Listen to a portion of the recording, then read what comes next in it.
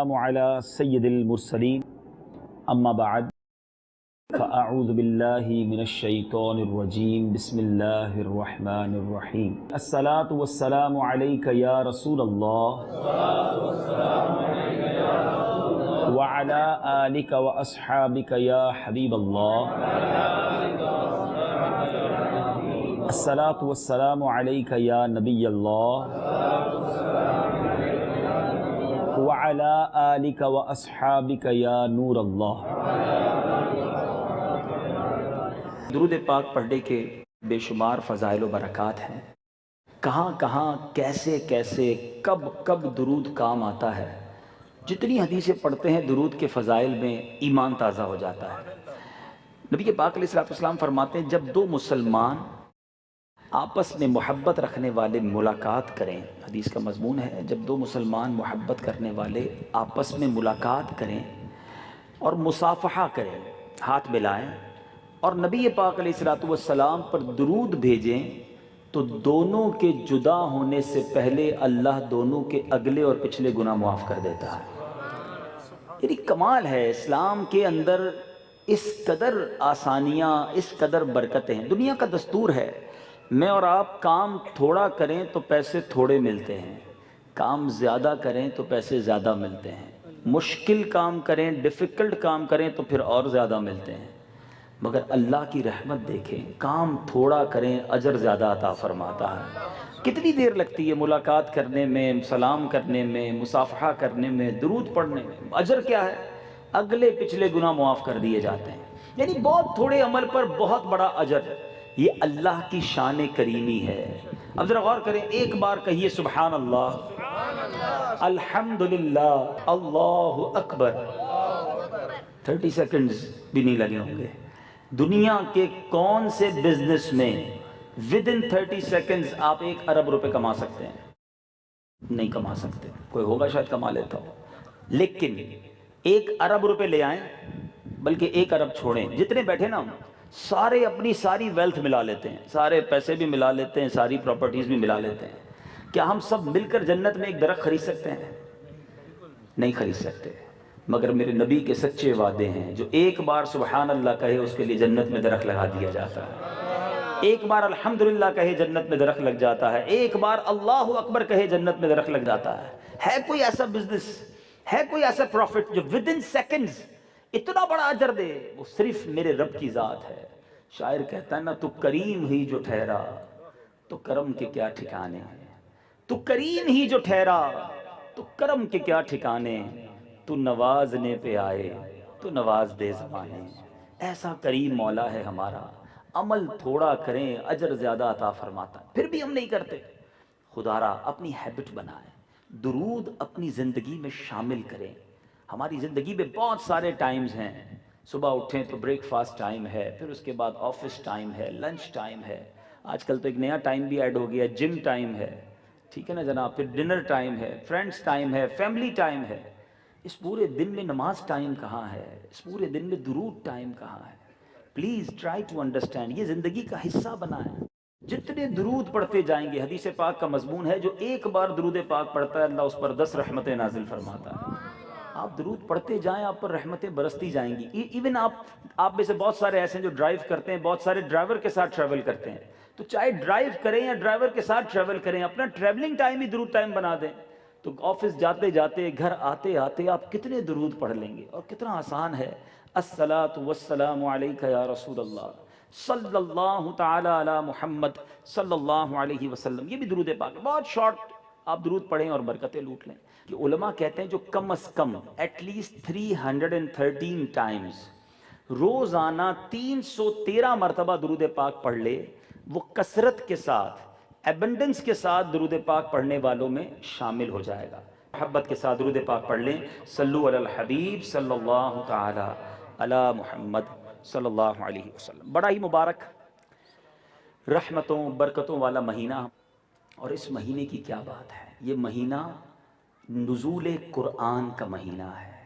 اس مہینے کی خاص بات یہ ہے کہ اس مہینے میں قرآن نازل ہوا، اور سبحان اللہ ایک بڑی خوبصورت سیکوینس علماء کرام نے بیان کی قرآن کے بارے میں، کہ اس کی عظمت کے لیے اتنا ہی کافی ہے کہ یہ کلام اللہ ہے، یہ مبارک کتاب ہر اعتبار سے کامل ہے، اسے اتارنے والا رب العالمین ہے تو لانے والا روح الامین ہے۔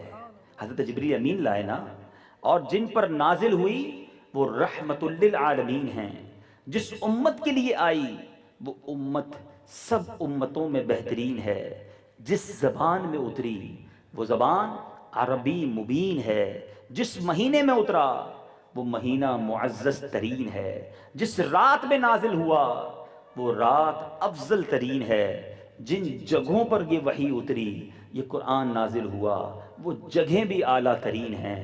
لک ایٹ دا وے کہ کن کن واسطوں سے قرآن ہم تک پہنچا، کتنی پاکیزہ ہستیوں اور کیا پاکیزہ روٹ ہے قرآن کا ہم تک پہنچنے کے لیے۔ اس کلام اللہ کی اہمیت کو ایک بڑے شاندار انداز میں مولا علی کرم اللہ تعالی وجہ الکریم ڈیفائن کرتے ہیں۔ دو چیزیں بڑی اہم ہیں مگر ہم اس میں اگنور کر جاتے ہیں، اس کو وہ امپورٹنس نہیں دیتے۔ دنیا میں آپ کو اگر کسی بہت بڑی پرسنالٹی سے ملنا ہے، آپ کو اس سے ٹائم لینا پڑے گا، پہلے تو اس کے سیکرٹری کو اپروچ کرنا پڑے گا، اور اگر آپ کا وہ لیول ہے تو شاید آپ کو ملاقات کا کوئی اپوائنٹمنٹ لے کر ٹائم مل جائے۔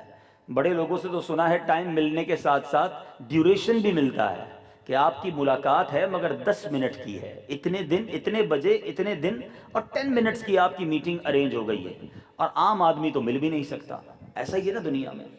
مگر احکم الحاکمین کے دربار میں حاضری دینی ہو، اللہ رب العالمین سے بات کرنی ہو، اس دنیا کے خالق کی بارگاہ میں حاضری دینی ہو، didn't required any appointment، کسی سیکرٹری سے بات نہیں کرنی ہے، کسی سے اپوائنٹمنٹ نہیں لینا ہے، کوئی ٹائم ڈیوریشن نہیں ہے۔ اللہ غنی، اپنے ہاتھ اٹھائیں، اپنے سر کو جھکائیں، دعا کرنا شروع کر دیں گے۔ آپ رب سے بات کر رہے ہیں، there is nobody between me and my Allah عز و جل، بلا کسی سیکرٹری کے، بلا کسی واسطے کے، ڈائریکٹ رب سے بات کرنے کا طریقہ ہے بندہ دعا کرے۔ مولا علی کرم اللہ تعالی وجہ الکریم فرماتے ہیں کہ جب میرا جی چاہتا ہے، جب میرا جی چاہتا ہے میں رب سے بات کروں، میں دعا کرنے لگ جاتا ہوں، اور جب میرا جی چاہتا ہے رب مجھ سے بات کرے میں قرآن پڑھنے لگ جاتا ہوں۔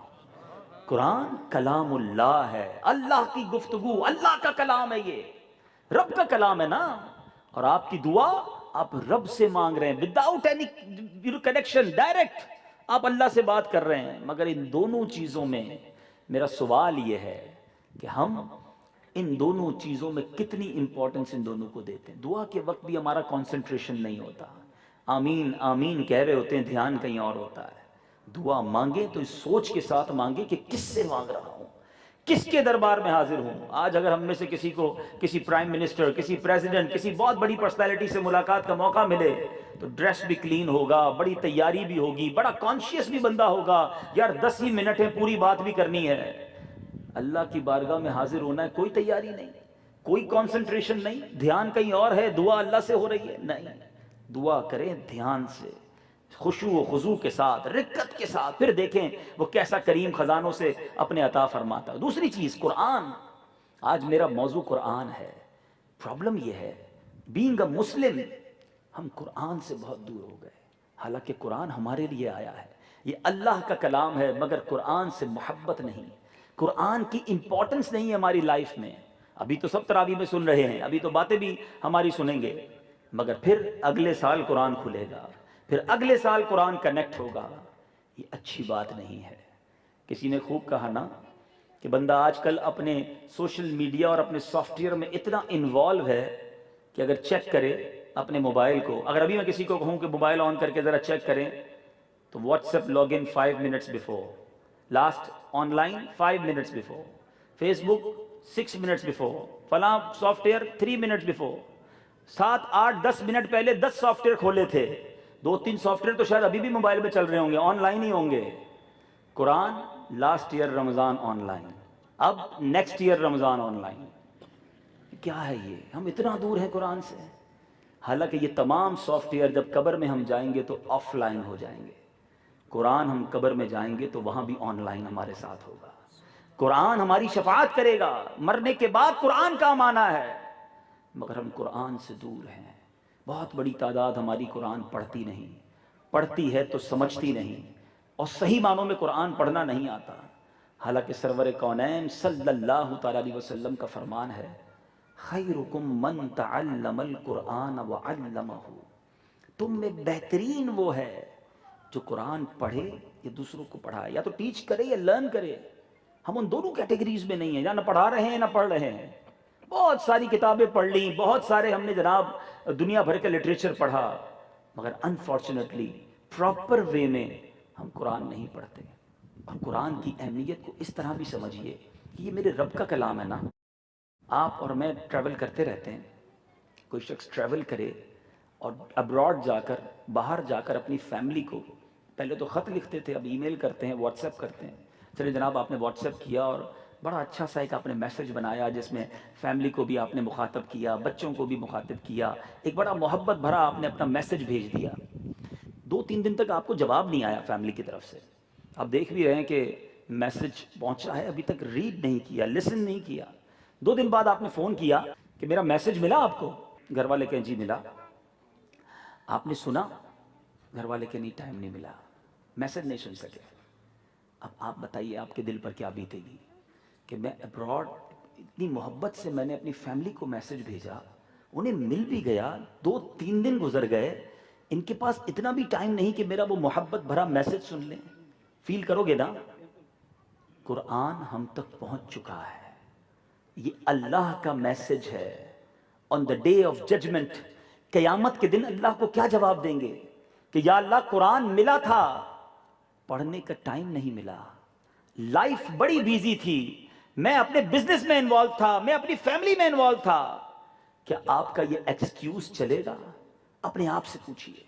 اور پھر مور امپورٹنٹ، میں پہلے بھی یہاں ایک بیان میں یہ کہہ چکا ہوں، بار بار اس لیے ریپیٹ کرتا ہوں کہ شاید یہ احساس ہو جائے اور ہم یہاں سے یہ میسج لے کر جائیں کہ ہمیں معلوم ہے کہ اللہ تبارک و تعالیٰ نے کم و بیش 80 مقامات پر اپروکسیمیٹلی 80 ٹائمز قرآن پاک میں ڈائریکٹلی مجھ سے اور آپ سے بات کی ہے۔ یا ایھا الذین آمنو، اے ایمان والو، اے ایمان والو، اے ایمان والو، مجھے کہا ہے میرے مولا نے، آپ کو کہا ہے۔ کیا کہا ہے؟ کس کو معلوم ہے؟ کس نے کوشش کی کسی عالم دین کے پاس جا کر ایٹ لیسٹ ترجمہ کھول کر کے یار اے ایمان والو کہہ کر تو ڈائریکٹ مجھ سے میرے رب نے بات کی ہے، میں وہ تو پڑھ لوں، اللہ نے اگر کوئی حکم دیا ہے تو اس پر تو عمل کر لوں، اس کو تو اوبے کر لوں۔ میرا باس مجھے حکم دے، میرا سیٹھ مجھے حکم دے، میرے کسٹمر مجھے کوئی ریکویسٹ کرے، میں فوراً اس کو پوری کرتا ہوں، جو جس کی انڈر میں ہے اس کی فوری بات سنتا ہے۔ مگر رب نے مجھے اور آپ کو ڈائریکٹلی اپروکسیمیٹلی 80 ٹائمز اے ایمان والو کہہ کر بات کی ہے، مگر ہم نے اس پر بھی کبھی غور نہیں کیا، ایٹ لیسٹ وہی پڑھ لیتے۔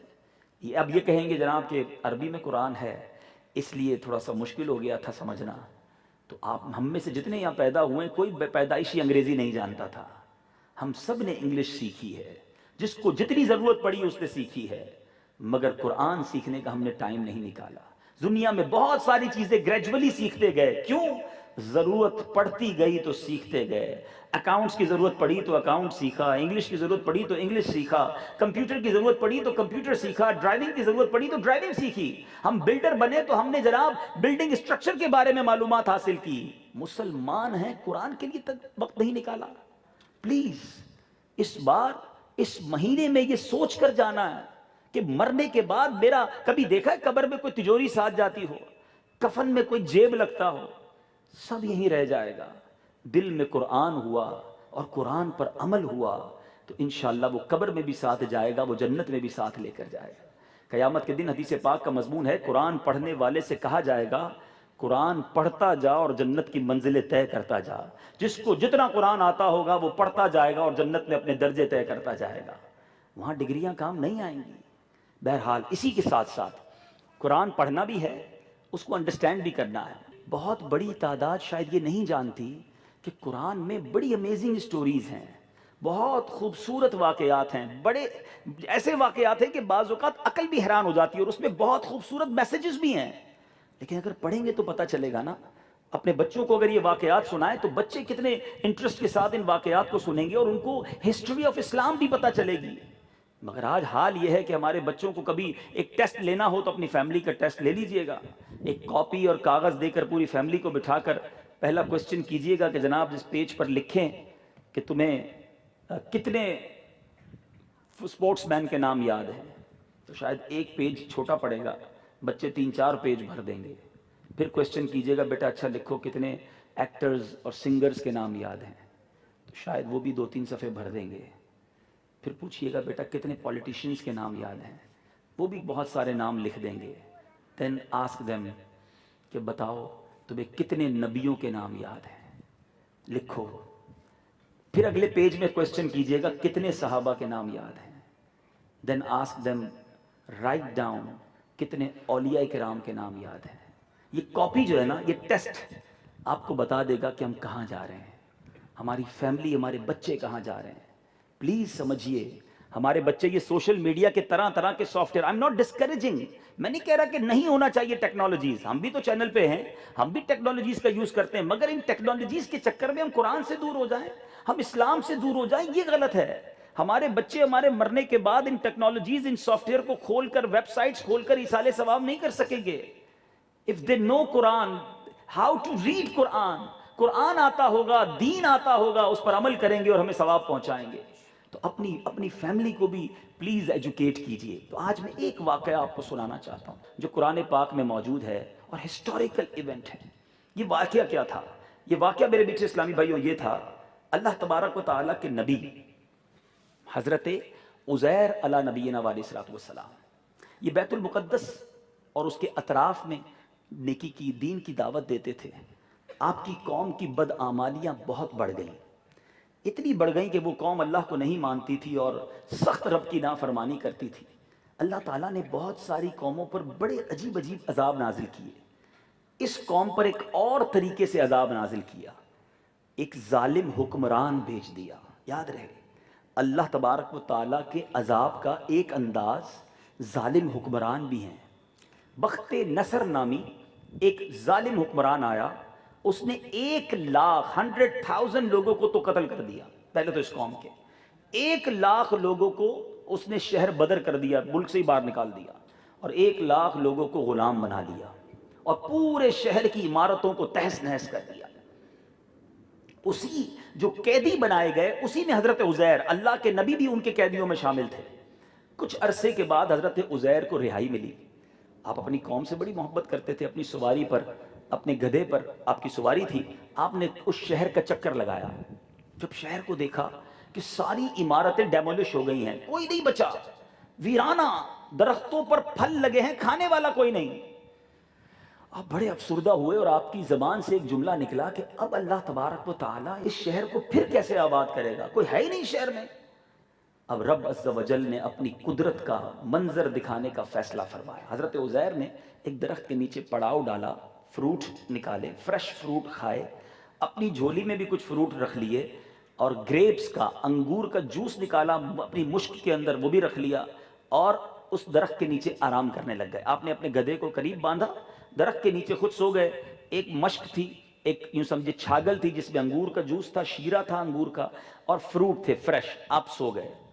اسی عالم میں اللہ تعالیٰ نے نیند ہی کے عالم میں حضرت عزیر کو وفات دے دی. لک ایٹ می، کتنا انٹرسٹنگ یہ واقعہ ہے. مجھے فیل ہو رہا ہے کہ آپ سب کتنا انٹرسٹنگ سن رہے ہیں. یہی تو قرآن ہے. پڑھیں نا قرآن، دنیا بھر کے عجیب عجیب واقعات پڑھتے ہیں، قرآن نہیں پڑھتے. اب سنیں، اب حضرت عزیر جو ہے اسی عالم میں دنیا سے چلے گئے. 100 سال تک آپ وہیں رہے. اللہ کی قدرت کا کمال دیکھیں، اللہ نے آپ کو دنیا کی نظروں سے چھپا دیا. چرند، پرند، درندے، کسی جانور کو آپ نظر نہیں آتے، جنات، انسان، کسی کو نظر نہیں آیا. 70 ایئرز جب گزر گئے، ایک اور بادشاہ وہاں سے گزرا. اس نے دیکھا پورا شہر ویران ہے، درخت ہیں، باغات ہیں، nobody there. اس نے لوگوں کو وہاں آباد کرنا شروع کیا. یہ بلڈر موجود ہیں یہاں پر بہت سارے. 30 سال میں اس نے بہت ساری بلڈنگیں بنائیں، اس نے گھر بنائے اور پورا شہر، سٹی دوبارہ اسٹیبلش کر دیا. فرسٹ کلاس سارے گھر آباد ہو گئے، اسٹریٹس آباد ہو گئیں، وہ سٹی پھر آباد ہو گئی. اب جب 100 ایئرز پورے ہوئے تو حضرت عزیر کھڑے ہوئے. اللہ تبارک و تعالیٰ نے حضرت عزیر سے سوال کیا وحی کے ذریعے، اے عزیر بتاؤ کتنا سوئے ہو؟ کہ مالک ایسا لگتا ہے صبح سویا تھا، عصر کے وقت اٹھا ہوں.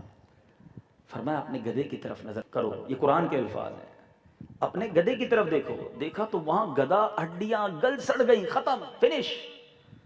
حیران ہو گئے، کہا اپنی گود میں دیکھو، پھل ویسے کے ویسے ہی فریش، اپنے انگور کے جوس کو دیکھا وہ بالکل فریش، آپ حیران ہیں۔ اب بتایا گیا کہ تم 100 سال تک یہاں رہے ہو۔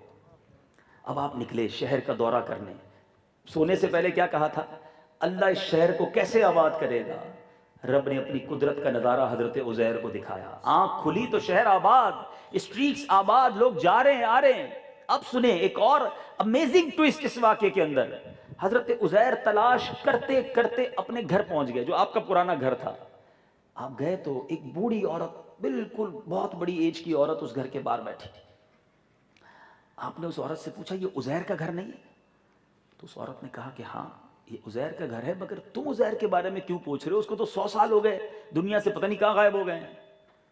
تو کہا اماں جی میں ہی عزیر ہوں۔ کہا یہ کیسے ہو سکتا ہے، تم عزیر نہیں ہو سکتے؟ کہا میں ہی عزیر ہوں۔ اچھا ایک اور کمال کی بات، حضرت عزیر 100 سال تک جب دنیا سے پردہ فرمایا نا، اس وقت آپ کی عمر 40 سال تھی۔ آپ 100 سال بعد جب زندہ ہوئے اس وقت بھی عمر آپ کی 40 سال ہے، سارے زمانے کی عمر بڑھ گئی، آپ ادھر ہی کھڑے ہیں۔ اب وہ عورت کہتی ہے کہ اگر تم واقعی عزیر ہو تو مجھے یاد ہے وہ more than 100 years اس عورت کی ایج تھی کہ عزیر جو دعا مانگتے تھے وہ دعا قبول ہوتی تھی، تو تم دعا کرو اللہ سے اللہ میری آنکھیں واپس لوٹا دے، میرا فالج ٹھیک ہو جائے۔ حضرت عزیر نے دعا کی، اللہ نے اس بڑھیا کی آنکھیں بھی لوٹا دی، اس کا فالج بھی ٹھیک ہو گیا۔ اب جب اس کی آنکھیں روشن ہوئی تو اس نے دیکھا، کہا ہاں یہی چہرہ تو یہی ہے، آپ ہی عزیر ہے، میں گواہی دیتی ہوں۔ اب وہ عورت آپ کو لے کر محلے میں سارے لوگ بزرگ بیٹھے تھے وہاں لے گئی، اور وہاں جا کے کہا کہ یہ عزیر ہیں۔ لوگ حیران ہو گئے، مذاق اڑانے لگے۔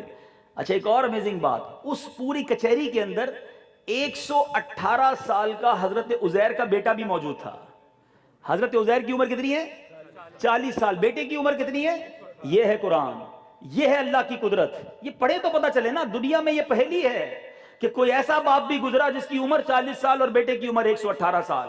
اب وہ بیٹا کہے میرے والد کیسے آ سکتے ہیں؟ کہ اگر آپ میرے والد ہیں تو میرے والد کی ایک نشانی تھی، میرے والد کی کمر پر ایک کالے رنگ کا مسا تھا جو چاند کی شکل کا تھا۔ حضرت عزیر نے اپنا کرتا اتارا اور وہ چاند سا مسا جو ہے حضرت عزیر کا وہ دیکھ لیا گیا۔ بیٹے نے بھی گواہی دی کہ یہ میرے والد ہیں۔ اب جناب پوتے آئے، حضرت عزیر کے پوتے بھی بوڑھے ہو گئے تھے، انہوں نے آ کے دادا سے ملاقات کی، مگر گاؤں والے نہ ماننے کے لیے تیار کہ یہ کیسے ہو سکتا ہے۔ اب ایک شخص نے کہا کہ اگر یہ حضرت عزیر ہے نا تو ان کو تورات زبانی یاد ہوگی، کیونکہ عزیر کو تورات یاد تھی۔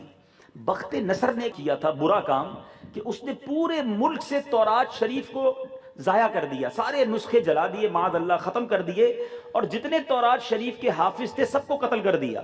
یعنی ملک میں ایک بھی تورات پڑھنے والا، یاد رکھنے والا بھی نہیں تھا، کتاب کا نسخہ بھی نہیں تھا۔ حضرت عزیر نے تورات کی تلاوت شروع کر دی۔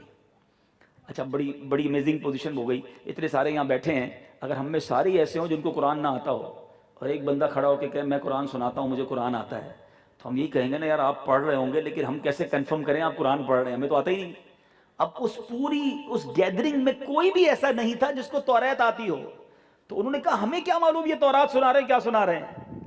تو ایک بوڑھے نے کہا کہ جب بخت نصر نے، دیکھو اللہ کی شان، بخت نصر نے تورات شریف ساری جلائی تھی، اس وقت ایک تورات ایک انگور کی بیل کے نیچے میں نے دفن کر دی تھی۔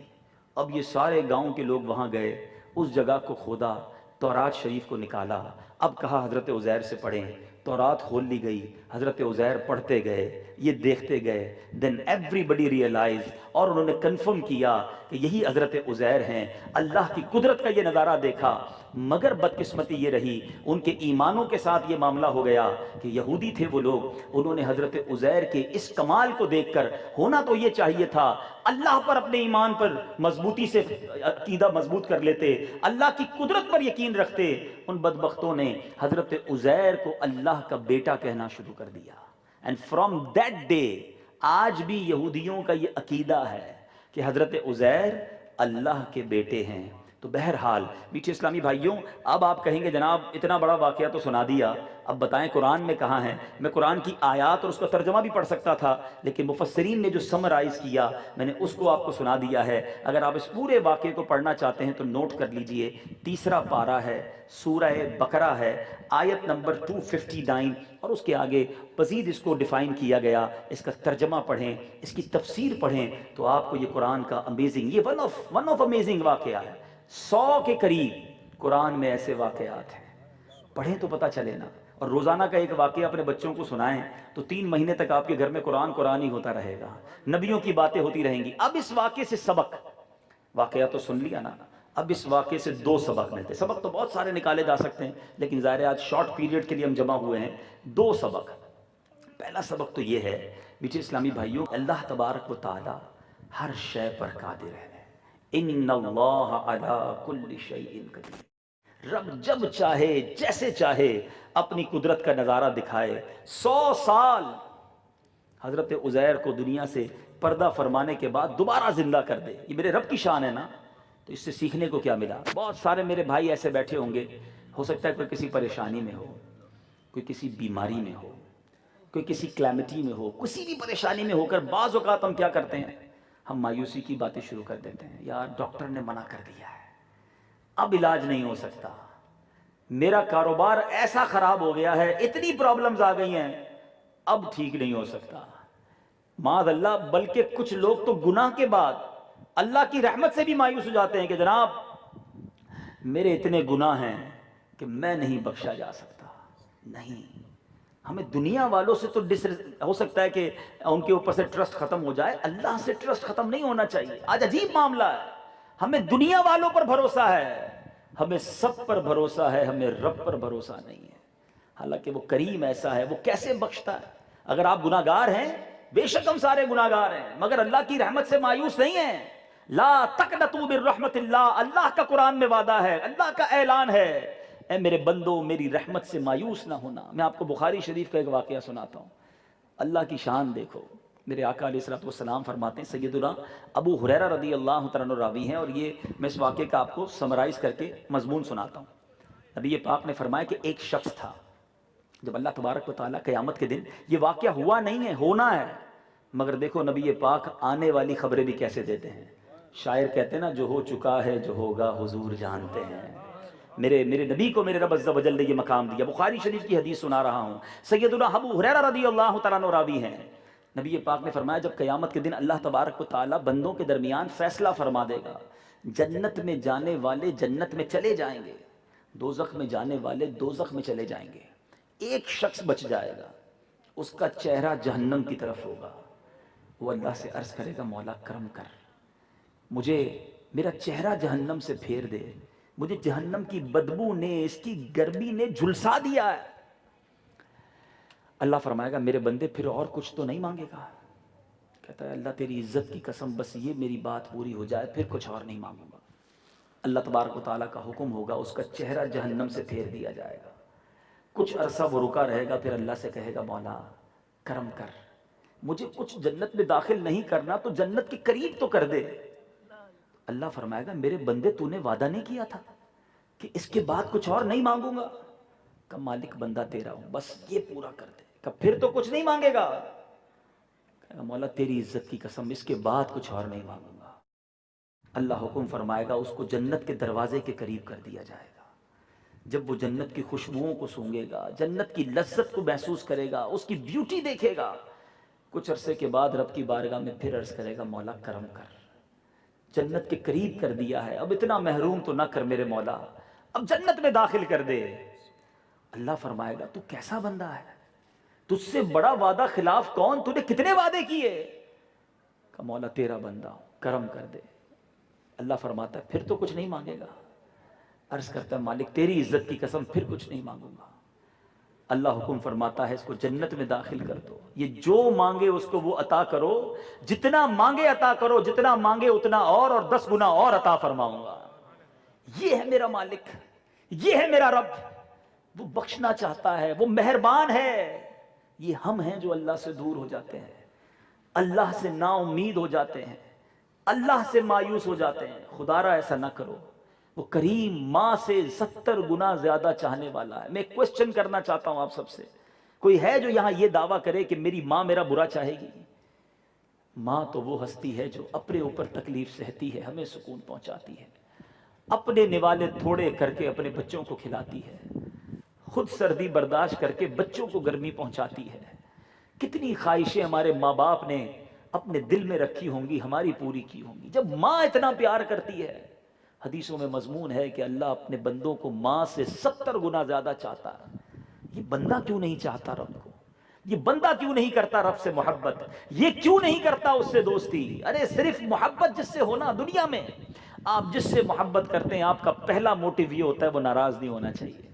جس سے آپ کو پیار ہوگا, چاہے آپ کا وہ فرینڈ ہو, چاہے وہ آپ کا فیملی ممبر ہو, آپ کا کسٹمر ہو, آپ کہتے ہیں یار یہ ناراض نہیں ہونا چاہیے, بڑا ٹیک کیئر کرتا ہے, بڑا گفٹ دیتا ہے, بڑا مجھے خیال رکھتا ہے. ایسا ہی ہے نا, جو تمہیں ایک بار تحفہ دے, تمہارا ایک بار خیال رکھے. ہم چاہتے ہیں وہ ناراض نہ ہو. جس رب نے مجھ پر اتنے احسان کیے, میں اس کو کیوں ناراض کرتا ہوں؟ سارا سال میں اور آپ دعا کرتے ہیں کہ یا اللہ معاف کر دے, یا اللہ بخش دے, یا اللہ مہربانی کر دے.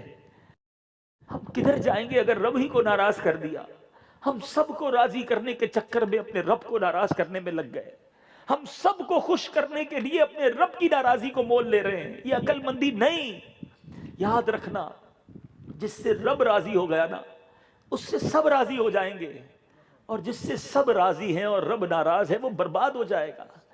آپ اور میں زندگی کا ایک ہی مقصد رکھیں کہ میں جو کچھ کروں, چاہے کاروبار کروں, چاہے فیملی کو ٹائم دوں, چاہے میں اپنی سوشل لائف گزاروں, فرسٹ آف آل اس کو دیکھ لیجئے کہ جو میں کرنے جا رہا ہوں اس سے رب راضی ہوگا یا ناراض ہوگا. اگر پتا چلے کہ یہ میرے رب کی ناراضی والا کام ہے, چھوڑ دیجئے. اللہ آپ کو اس سے اچھا چانس دے گا, اس سے اچھا موقع دے گا, اس سے اچھی برکتیں دے گا. پہلے بھروسہ کرنا سیکھو. حضرت عزیر کا یہ واقعہ مجھے اور آپ کو یہ ہمت دے رہا ہے, جو جس پریشانی میں ہے مت گھبراؤ. ہر دھوپ کے بعد چھاؤں ہے, ہر دن کے بعد رات ہے, ہر رات کے بعد سویرا ہے, ہر گرمی کے بعد سردی ہے. دن پھریں گے, راحت آئے گی. بھروسہ رکھنا اپنے رب پر. بے شک دنیا والے کہہ دیں کہ تم نہیں بچ سکتے, تمہاری بیماری ختم نہیں ہو سکتی, تمہاری پریشانی دور نہیں ہو سکتی. میرا رب چاہے وہ بغیر دوائی کے شفا دینے پر قادر ہے. کئی بار آپ کے ساتھ بھی ہوا ہے, ہمارے ساتھ بھی ہوا ہے. ڈاکٹر نے کہہ دیا 3 دن ہے, وہ سال سال بھر زندہ رہتا ہے, اور ڈاکٹرز کی رپورٹ آتی ہے بندے کو کوئی پرابلم نہیں, سارے ٹیسٹ کلیئر ہیں, رات سوتا ہے صبح آنکھ نہیں کھلتی. بھروسہ رکھو رب پر. اور یہ جو بیماری ہے نا, گھبرایا نہ کرے. اس کے فضائل بیان ہوئے حدیث میں, اور اس کا واویلہ بھی نہ کیا کرے. چھوٹی بیماری سب کو بتانی ہے. یہ شکوہ ہے, یہ کمپلین ہے. بڑی پیاری بات ایک بار حضرت رابعہ بصریہ رضی اللہ تعالیٰ عنہ, ہے بات تصوف کی, اللہ کرے آپ پک کر جائیں. ایک شخص نے حضرت رابعہ بصریہ کے پاس آیا, سر پر پٹی باندھی ہوئی تھی. آپ نے کہا کس بات کی پٹی باندھی ہے؟ تو وہ شخص کہتا ہے میرے سر میں درد ہے اس لیے پٹی باندھی ہے. حضرت رابعہ بصریہ نے فرمایا جتنے دن صحت مند تھے اس کی پٹی نہیں باندھی تھی. بڑی گہری بات ہے یہ ہیں.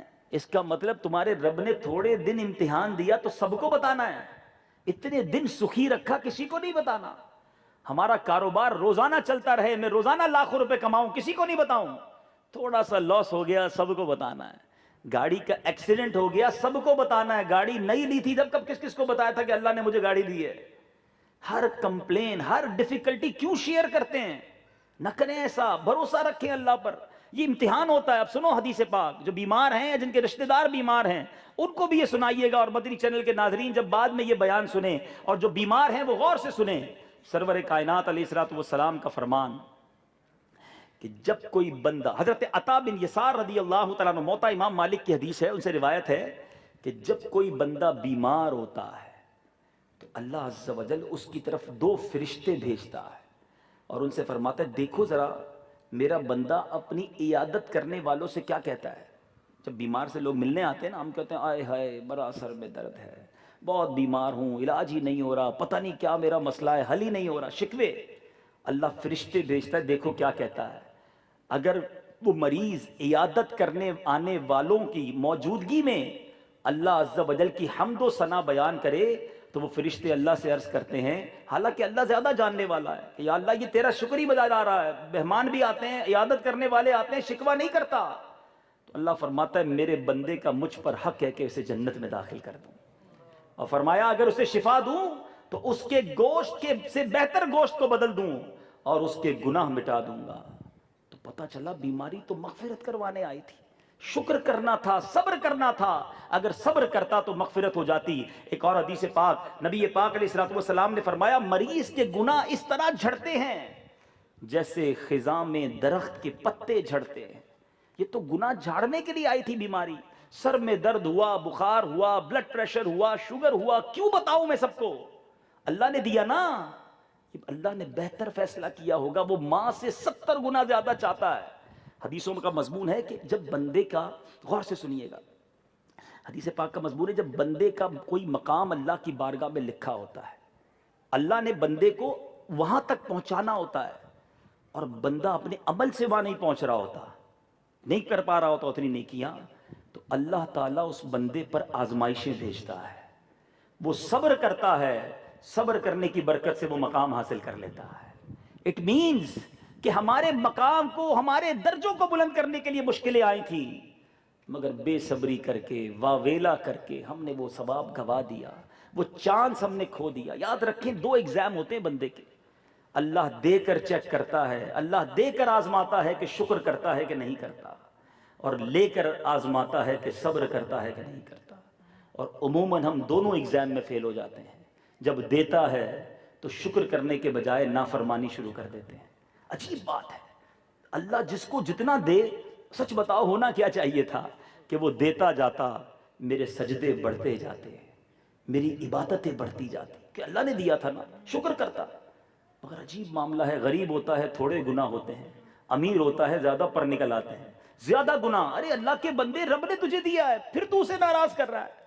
اور جب رب لیتا ہے، آزمائش ڈالتا ہے، اس وقت بھی ہم واویلا کرتے ہیں. نہ کریں ایسا، صبر کریں. شاعر لکھتا ہے نا، کسی کا احسان کیوں اٹھائیں، کسی کو حالات کیوں بتائیں، تم ہی سے مانگیں گے تم ہی دو گے، تمہارے در سے ہی لو لگی ہے. تو اے میرے میٹھے اسلامی بھائیو، آج قرآن کے اس واقعے سے جو ہمیں پہلا درس ملتا ہے کہ ہمیں اللہ پر بھروسہ کرنا ہے. وہ جب چاہے، جیسے چاہے اپنی قدرت کا نظارہ دکھا کر میری ساری پرابلمز ختم کر سکتا ہے. بس میں اس سے دوستی کر لوں، میں اس پر بھروسہ کر لوں.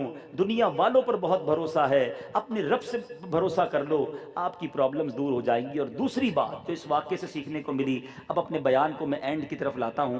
دوسری بات، حضرت عزیر کے ساتھ کیا ہوا؟ آپ کی گود میں جو پھل ہیں وہ فریش ہیں، اور گدھا جو ہے 100 سال گزر گئے، ہڈیاں بھی ختم.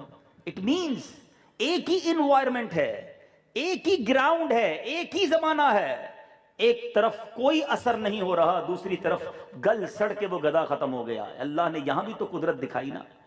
اب اسی کو قیاس کیجئے، قبرستان میں جاتے ہیں ہم میں سے کئی بار قبرستان جا چکے ہیں، مگر کیوں ریئلائز نہیں کرتے؟ ایک ہی گراؤنڈ ہے، ایک ہی مٹی ہے، ایک ہی علاقہ ہے، ایک ہی جیسی قبریں ہیں، مگر اللہ کی شان یہ ہے کہ کسی کی قبر جنت کا باغ ہے، کسی کی قبر دوزخ کا کھڑا. وہ چاہے تو برابر میں ہی جنت کا باغ بھی ہو سکتا ہے، اور کسی کی قبر میں سانپ اور بچھو بھی ہو سکتے ہیں.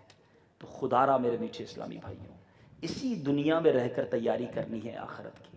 ہمیں الگ سے کوئی ٹائم نہیں ملے گا، کوئی گھر پہ نوٹس نہیں آئے گا کہ now you have only 6 months left in your life and be prepare for your grave. اپنی آخرت کی تیاری کر لے، 6 مہینے رہ گئے، پھر کوئی نوٹس نہیں آئے گا.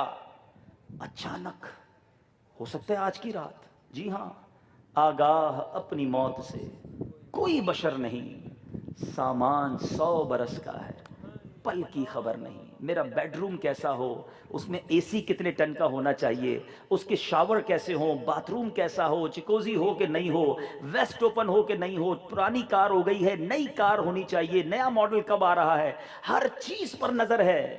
کتنا رہو گے اس گھر میں، کتنا استعمال کرو گے ان لگژریز کو.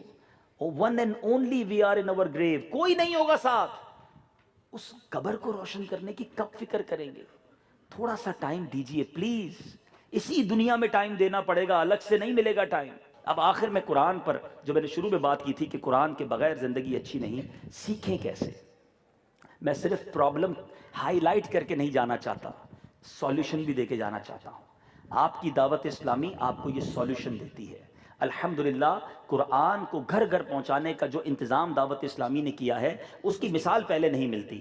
الحمدللہ بچوں کے لیے مدنی منیوں کے اس وقت ملک اور بیرون ملک 2600 مدرسے دعوت اسلامی نے بنا دیے ہیں، اور اس میں فری آف چارج تقریباً 1,22,000 بچے قرآن پاک پڑھ رہے ہیں، اور اس کی پرفارمنس کیا ہے کہ الحمدللہ 69,000 حافظ قرآن ہمارے مدرسوں سے فارغ ہو چکے ہیں۔ اس امت کو 69,000 حافظ قرآن الحمدللہ مدرسۃ المدینہ سے مل چکے، اور آپ کو جان کر خوشی ہوگی کہ اس وقت جو قرآن سنایا جا رہا ہے پاکستان میں 21,000 سے زیادہ حافظ قرآن وہ ہیں جو دعوت اسلامی کے مدرسوں سے فارغ ہوئے ہیں۔ الحمدللہ یہ تو ہو گیا بچوں کا قرآن۔ اب بڑوں کے لیے آپ کہیں گے چلیں بچوں کو آپ پڑھائیں گے، ہم تو رہ گئے، اب کیسے پڑھیں؟ پوری دنیا میں الحمدللہ مسجدوں میں ہم نے بالغان کے مدرسے بنائے جو جنرل سوسائٹی میں ہیں۔ ماشاءاللہ یہاں بھی ہمارے ندیم بھائی کے گھر پہ بھی مجھے بتایا گیا عشاء کے بعد ایک 15-20 منٹ آپ دے دیں اور قرآن اپنا درست کر لیں، تلفظ درست کر لیں، مخارج ٹھیک کر لیں، پراپر ریڈنگ شروع کر لیں، تو آپ بھی قرآن پراپر پڑھنے والے بن سکتے۔ تیسرا پرابلم تھا لوگوں کا کہ جناب ہم تو بہت لیٹ فارغ ہوتے ہیں بزنس سے، ابراڈ رہنے والے کہتے تھے مسجدیں ہی بہت دور ہیں، قاری صاحب ہی کوئی نہیں، کیسے پڑھے قرآن؟ تو دعوت اسلامی نے ان کا یہ ایکسکیوز بھی ختم کیا، ہم نے آن لائن مدرسۃ المدینہ بنا دیے۔ اللہ کی رحمت سے 86 کنٹریز میں کمپیوٹر آن لائن قرآن پاک 5,500 سے زیادہ اسٹوڈنٹ آج پڑھ رہے ہیں الحمدللہ۔ آپ چاہتے ہیں کہ آپ رات 12 بجے قرآن پڑھ سکتے ہیں، کوئی بات نہیں، دعوت اسلامی .net یہ ویب سائٹ یاد کر لیں، اس پر جا کر اپنے آپ کو انرول کر دیں، وہاں فارم فل کر دیں، 12 بجے، رات 1 بجے، صبح 6 بجے، واٹ ایور ٹائم آپ کے پاس ہے، آدھا گھنٹہ آن لائن قاری صاحب ہوں گے، آپ کو 1 to 1 قرآن پاک پڑھا دیں گے۔ آپ قرآن پڑھ لیں، اب آپ کہیں مجھے تفسیر قرآن پڑھنا ہے، آپ کو تفسیر قرآن پڑھائیں گے۔ تفسیر پڑھ لیں، آپ چاہتے ہیں حدیث پڑھنی ہے، بخاری شریف پڑھنی ہے، آپ کو وہ پڑھائیں گے۔ آپ کو علم دین گھر بیٹھے آن لائن سروس الحمدللہ مل رہی ہے۔ اب پھر بھی میں نہ سیکھوں تو اب تو پھر میرا فالٹ ہے نا، تو خدا را ان سروسز سے فائدہ اٹھائیے۔ الحمدللہ قرآن و سنت کو کس پیارے انداز میں دعوت اسلامی گھر گھر پہنچا رہی ہے۔ آپ مدنی چینل جو دیکھتے ہوں گے ان نظاروں کو دیکھ رہے ہوں گے کہ دنیا بھر میں غیر مسلم مسلمان ہو رہے ہیں، دنیا بھر میں مساجد بن رہی ہیں۔ آپ کو جان کر خوشی ہوگی سال میں 365 دن ہوتے ہیں، دعوت اسلامی سال میں 500 سے زیادہ مسجدیں بنا رہی ہے الحمدللہ۔ صلو علی الحبیب صلی اللہ تعالی علی محمد صلی اللہ علیہ وسلم۔ ویڈیو دیکھنے کا شکریہ۔ اگر آپ چینل پر نئے ہیں تو سبسکرائب کر لیں اور ساتھ ہی ساتھ بیل آئیکن پر بھی کلک کر دیں تاکہ یوٹیوب ہماری ہر ویڈیو کا نوٹیفیکیشن سب سے پہلے آپ کو بھیج دے۔ جزاک اللہ۔